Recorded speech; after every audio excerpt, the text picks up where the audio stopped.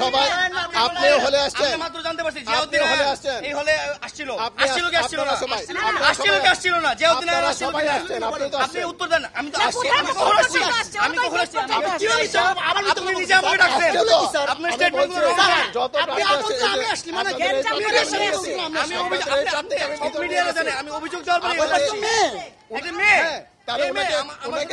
আমি যাওয়ার সময় বলছি কোনো সমস্যা হলে জানাই, আমরা বাইরে আমাদের ঢুকতে দিচ্ছে না বলছি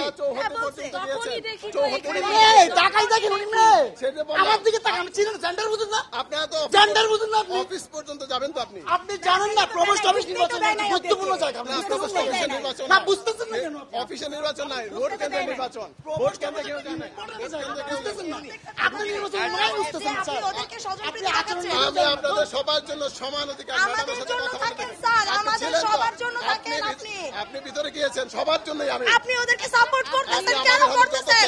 আপনি সবার সাথে কথা দেখতেছেন বলেন। লিস্ট না দিয়ে না হচ্ছে। আমি কারোর সাথে কারোর জন্য এক্সট্রা করে দিচ্ছি না। আসন্ন জাকসু নির্বাচনে সাংস্কৃতিক সম্পাদক পদে স্বতন্ত্র মানে প্রতিদ্বন্দ্বী।